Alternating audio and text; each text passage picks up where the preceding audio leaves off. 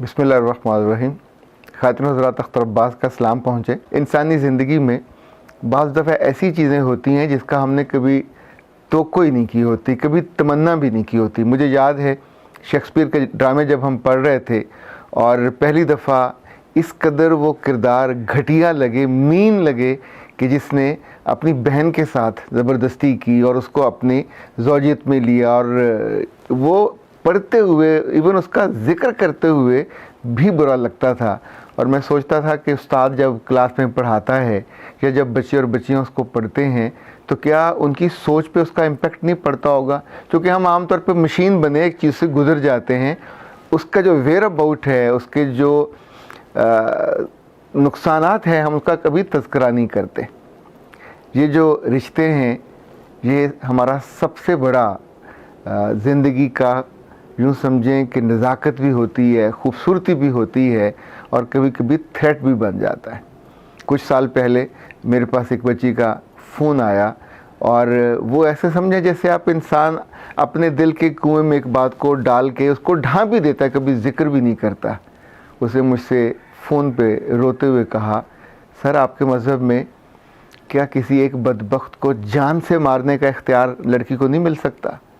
تو میں نے پوچھا، بیٹا اس کی ایسی بات کرتے ہو، جو مذہب ہے یا دین ہے یہ کیوں کسی کو مارنے کا اختیار دے گا؟ اس نے کہا، اگر کوئی آپ کی توقع، آپ کی تمنا، آپ کا لحاظ، آپ کی حیا سب کا قاتل ہو تو کیا اس کو نہیں مارنا چاہیے؟ میں نے اس کی بات نہ سمجھتے ہوئے پوچھا، تم کیا کہنا چاہ رہے ہو؟ اس نے کہا کہ میں کسی اور درندے سے نہیں، اپنے ہی بھائی کے ہاتھوں لٹ گئی، اور جب میں نے اپنی ماں کو بتانا چاہا، باپ ہمارا کہیں اور کام کرتا ہے، تو جس گھر میں ہم ہیں، جب میں نے اپنی ماں کو بتانا چاہا اس نے بھی میری بات نہیں مانی، اور اس بدبخت کے ہاتھوں مجھے ذلت سہنی پڑی۔ پر اب مسئلہ یہ ہے کہ میری چھوٹی بہن بڑی ہو رہی ہے اور مجھے اس کا بھی اندیشہ ہے کہ اس کی نگاہ اچھی نہیں ہے اور وہ اس کے بارے میں بھی اسی طرح سوچ رہا ہے۔ یہ کئی سال بیت گئے، میں سوچتا تھا کوئی کہیں سوسائٹی میں ایک ایسی چیز ہو جاتی ہے جو عام طور پہ ان ایکسپیکٹڈ ہوتی ہے، ان ڈیزائرڈ ہوتی ہے، اور جس کے بارے میں بات نہیں کرنی چاہیے۔ پر ابھی چند روز پہلے جب کچھ بھائیوں نے اپنی ہی سگی بہن کو ریپ کر دیا، اور اس کے بعد سوسائٹی کیا کرے؟ یعنی کیا اس پہ بیٹھ کے صرف دکھ کا اظہار کرے، یا اس پہ مٹی ڈال دی جائے، اس پہ چادر ڈال دی جائے، یا اس پہ غور کیا جائے کہ جو نقص ہوا ہے اس کی سوچ کا، اس کی آنکھوں کا، اس کے لحاظ کا، جو سب سے محترم اور مقدس رشتے کا اس کو لحاظ کرنا چاہیے تھا۔ ہمارے ہاں ان رشتوں کو حرام رشتے کہا جاتا ہے۔ محرم رشتے ہوتے ہیں کہ جن کی وجہ سے سوسائٹی کا فیبرک چلتا ہے۔ یہ سوسائٹی مسلمانوں کی ہو، یہ سوسائٹی کسی اور مذہب کی ہو، ہر سوسائٹی میں جو رشتے ہیں ان کے بارے میں تعین کیا جاتا ہے۔ کہیں ایسا تو نہیں ہے کہ ہم اپنی بھاگ دوڑ میں، پیسے کی دوڑ میں اور پڑھائی کی دوڑ میں ان چیزوں کے بارے میں ذکر کرنا ہی بھول گئے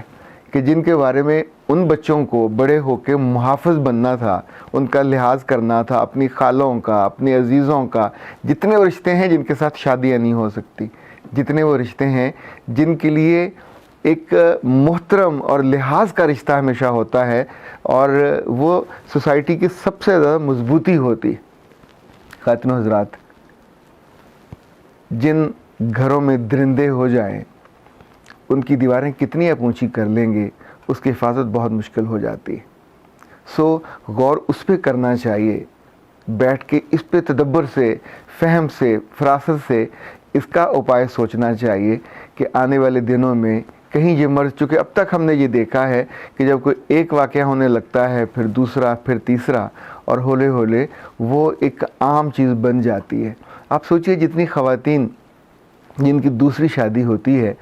بہت ساری خواتین برسوں انتظار کرتی ہیں کہ ان کی بیٹیاں بڑی ہو جائیں اور انہیں سوتیلے باپ سے واسطہ نہ پڑے۔ یہ دل میں ڈر اور خوف ہوتا ہے کہ وہ بدبخت اگر گھٹیا نکلا، اس کی اخلاقی تربیت بری ہوئی یا کمزور ہوئی، اور اس نے اپنے ہی اس رشتے پہ حملہ کر دیا، تو انسان کدھر جائے گا؟ سو اس والے معاملے میں بھی ہمیں ہر گھر میں، ہر ادارے میں، جہاں جہاں ہم بیٹھتے ہیں، غور کرتے ہیں، مجھے ایک چیز اور بھی سمجھ آتی ہے کہ جب ہم چھوٹے تھے تو ہمارے بڑے اللہ سے محبت کا اتنا ذکر کرتے تھے، اس کی جنت کا بھی بتاتے تھے، اس کی دوزخ کا بھی بتاتے تھے، اور ڈراتے تھے اس بات سے کہ جو ممنوعات کو توڑتا ہے رب اس کو بہت سخت سزا دیتا ہے۔ رب اس کے لیے اتنی سخت سزا دیتا ہے کہ اس کو آگ کے ستونوں میں قید کر دیا جاتا ہے۔ جہنم میں بھی اتنے درجے ہیں، حاویت تک۔ اچھا، یہ صرف مسلمانوں کے ساتھ نہیں ہے، باقی مذاہب میں بھی، ہندوؤں میں بھی سورگ بھی ہے، نرک بھی ہے، سکھوں میں بھی ہے، یعنی ہر مذہب میں اپنے لوگوں کو ترغیب بھی ہے اچھا کرنے پہ انعام کی، اور برا کرنے پہ عذاب کی وعید ہے۔ اچھا، جب ہم ان کا ذکر کرنا بند کر دیتے ہیں، آئی ڈونٹ نو ہم نے کیوں بند کر دیا، کب بند کر دیا، اب تو ہمارے گھروں میں چیزوں کا ذکر بھی نہیں ہوتا۔ اب جب آپ اس کو ایک مشین بناتے ہو صرف پڑھنے کی اور صرف کمانے کی، تو اس کے بعد جب وہ بڑا ہو جاتا ہے، بڑا ہونے کا پروسیس ہوتا ہے، وہ آلموسٹ ہر چیز کو تہس نہس کرتا جاتا ہے، اور ہم اس انتظار میں کہ کل اس نے مالی طور پہ بوجھ اٹھانا ہے، اس کو اس چیز کی اجازت دیتے جاتے ہیں، یا اس پہ صرف نظر کرتے جاتے ہیں، یا اس کے بارے میں بات ہی نہیں کرنا چاہتے۔ ایک ایسا وقت آتا ہے کہ جس محافظ کو اپنے گھر کی حفاظت کی رکھا ہوتا ہے یا بنا ہوتا ہے، وہ اسی گھر میں سیند لگاتا ہے اور اسی کی تقدس کو پامال کر دیتا ہے۔ اگر تو ذرا پرانا دور ہوتا تو شاید اس پہ رد عمل لوگوں کا بہت شدید ہوتا، پر ابھی تو اس بدبخت کو بچانے کے لیے یا اس کا ذکر نہ کرنے کے لیے کہا جاتا ہے۔ خواتین حضرات، انسانی معاشروں میں ہمیشہ قلعے بنائے جاتے رہے ہیں، ان کی بڑی بڑی فصیلیں رکھی جاتی ہیں، اور فصیلوں پہ بھی تیر انداز بٹھائے جاتے تھے۔ یہ سارے اس لیے ہوتے تھے کہ انسانوں کی جان، ان کی مال، ان کی عزت اور ان کی آبرو محفوظ رہے، اور جو دشمن آتے تھے وہ سب سے پہلے ان فصیلوں پہ، ان پہرے داروں پہ ان کو مارتے تھے، ان کا مقابلہ کرتے تھے۔ اگر وہ زیر ہو جاتے تو ظاہر ہے وہ اس قلعے میں گھس آتے تھے، اور وہاں کے سب سے پہلے لوگوں کی عزتیں لوٹی جاتی تھی، ان کے گھر بار لوٹے جاتے، سامان لوٹا جاتا، اور اسی خوف کی وجہ سے یہ فصیلیں بڑی بنائی جاتی تھی۔ جب اب چور اور ڈاکو اور حملہ آور اب کہیں باہر سے نہیں آ رہے، ہمارے آس پاس سے کہیں ہیں، تو کیا اب ہم کو وہ وقت نہیں آ گیا کہ اپنے گھروں کے، اپنے خیالات کی، اپنے ایمان کی فصیلوں کو بڑا کرنے کی حاجت ہو؟ جب آپ بچے کو اپنے باپ سے نہیں جوڑتے، اپنے دین سے نہیں جوڑتے، اس کی روایات سے نہیں جوڑتے، اس کے قوانین سے نہیں جوڑتے، اس کے رب سے ڈراتے نہیں ہیں، اس کا خوف نہیں دلاتے، یا اس کی محبت نہیں دلاتے، یعنی محبت ہو تو بھی انسان بہت سے جرم کرنے سے اور اس کی نگاہ میں گرنے سے ہمیشہ اپنے آپ کو بچاتا ہے کہ وہ اپنے محبوب کے سامنے سرنگو نہیں ہونا چاہتا، وہ اس کے سامنے شرمسار نہیں ہونا چاہتا۔ آپ سوچیں، ہم آتے جاتے محمد صلی اللہ علیہ وسلم کا نام اتنی محبت سے لیتے ہیں، اپنے انگوٹھے تک چومتے ہیں۔ اگر بچے کو بڑا ہونے کے پروسیس میں یہ بتایا جاتا کہ تمہیں ان کے سامنے ان کا لحاظ اور ان کے سامنے شرمندگی ہوگی تو تمہارا کیا رد عمل ہوگا؟ سو ہم بہت سے گناہوں کو بچانے کے لیے، خود اللہ کے رسول نے فرمایا تھا کہ مجھے تم 2 چیزوں کی ضمانت دے دو، اپنی زبان کی اور اپنی شرمگاہ کی۔ سو اگر ہم نے بچے کو کھل کے کبھی بتایا ہوتا اور ان چیزوں کا ذکر کیا ہوتا، ہمارے بچوں کی زندگی میں سے کتاب نکل گئی، کلام پاک نکل گیا، وہ بیچارے اگر پڑھتے ہیں تو ڈر اور خوف یہ ہوتا ہے کہ ہمیں مکمل کرنا قاری صاحب کے ساتھ، اور قاری صاحبان سے اگر کبھی وہ کبھی غور کریں اپنے اس انداز پہ کہ وہ صرف لفظ پڑھانے آتے ہیں، دین تو نہیں کبھی پڑھاتے، نہ وہ رب سے محبت دلاتے ہیں، نہ وہ رسول سے جوڑتے ہیں، نہ وہ آخرت کا احساس دلاتے ہیں، وہ صرف آتے ہیں اپنے 15 منٹ 20 منٹ آدھا گھنٹہ پورا کیا۔ نتیجتاً یہ جو نسلیں ہماری پیدا ہو رہی ہیں ہماری اپنی ہی فصیلوں کو ڈھانے پر لگ گئی ہیں،